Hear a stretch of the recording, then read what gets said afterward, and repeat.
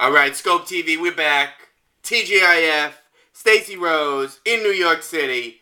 She just released the double EP. I got it in my hand. Raw Sugar, Means to an End. Stacie Rose, you still on the phone? I sure am. All right. Now, not only are you a musician, but you're very much an entrepreneur. And so why don't you please speak on your label, Enchanted Records, and where you and my friend Ashley want to take it. What are you girls going to do with this label, this bubbling independent label? Well, world domination, of course. We just strive every time we have a release for it to be bigger than the next one, for it to get to more people. And, you know, we're also we've been nurturing relationships with different people, like you guys at Skope, and different music supervisors and different clubs that I've been playing at. And every year, every record, it just seems like we're just taking things to the next level. We're trying new things, and we're testing things in the market all the time, just trying to see what's the best way to get the music to the people. And like I was saying with the pledge music, I'm always up for a gamble. I'm always up for trying something new as it pertains to getting the music out there, and that's what Enchanted Records is about. We're trying to stay on the forefront of technology and new medias, and just basically keeping it real and keeping it always about the music. At the center of it, it's always about the music. That's for sure, and you're doing a good job, and so is Ashley. Shout out to Ashley, who's not on the line, but a big shout out. Now, my right hand. Now, various tours have been canceled this summer. Everybody from Christina Aguilera to Limp Bizkit.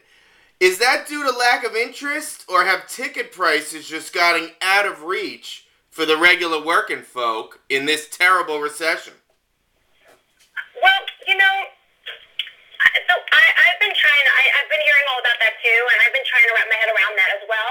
I think one of it has to do with ticket prices too, because you can see a great band now for not a lot of money, and also I think people love seeing intimate shows. I think people love the smaller venues. I'm hearing a lot of the bigger artists playing in smaller venues. I think one is because of ticket prices, and also because of the intimacy thing. It's just hard with everything being so accessible with the internet and videos and mass media. It's hard to find intimacy anymore. So I think that's part of it. So I mean, another thing is I think artists are trying to find other ways to bring the music to their fans, and I don't know if some of the larger artists are doing this as well, but with video blogging and things like that, I'm trying to actually get more into that myself. I think people are more interested in knowing the artist, not these huge stadium tours that cost them $100 to walk out of their house, and they don't even get to know the artist at all. So that might be it too. Looking for, I think, a different experience with music. Now let me ask you. It's funny, I didn't know that when we wrote these questions that I was going to get my EPs today. So it's actually in the past tense, but I want to bring it to the present tense. Now that I've got my EP in hand, with the signature, which one should I listen to first? Oh my God, that is such a good question.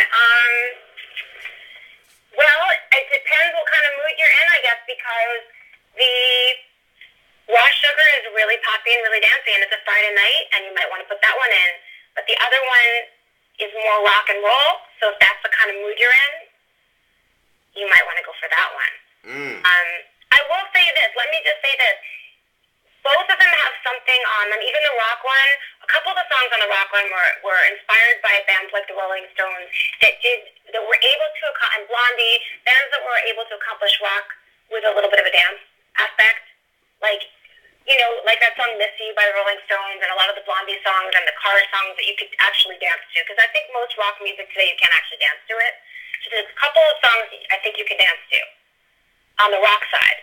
If you don't want to dance at all, then I don't know. Then you're not at my party, because at my party, they're dancing all night long. Exactly. So I don't know. Maybe I would start with Raw Sugar just to get the party started, and then move on to Means to an End. Right. As the night gets moodier. That makes sense. Now, will there be a tour or a Boston show to get out and play the new songs? What's happening on the live front for Stacie Rose? Well, that's exactly what we're working on right now. So I'm going to that's actually what Ashley and I, that's what we're working on right now. There will be shows, and they're coming up. So, yeah, please, check back and stay tuned. Now, I have a son who's about 14 months, and I see a lot of big things for Stacie Rose. Can you give him a quick shout-out? His name is Jeremy Ryan Friedman. Can you give him a quick shout-out? Because then I can show him later on, and I will be the coolest dad on the block. Oh, I love it. This is an official shout-out to Jeremy Ryan Friedman from Stacie Rose. Ah, that was dope. That was dope. Now, Stacie, you've teamed up. I know you brought this up earlier, but I want to go back to it. You teamed up with some big names for the EP. I mean, you really, really did it. How'd you choose who you wanted to work with? Well, some people were very obvious choices because they're people that I've already worked with, and I love working with them. And then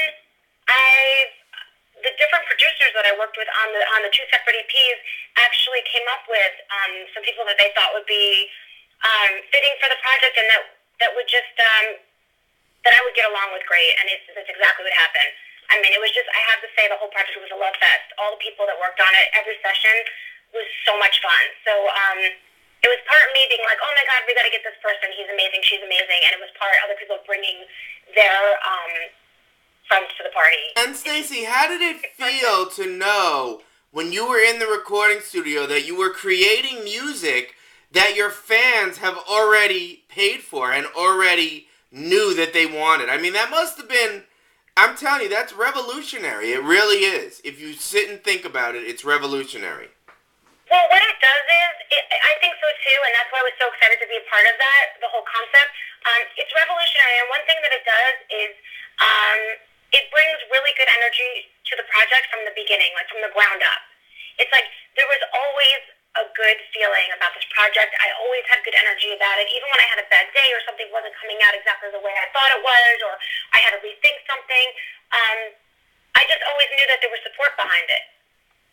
And really genuine support, and that goes a really long way. And the correspondence that you have throughout the process with the people that have pledged, and actually even people that didn't pledge, people that have just been fans and that have been checking in with me all along, it really makes a difference. It keeps me very motivated, and it keeps my eye on the prize, and just it's great.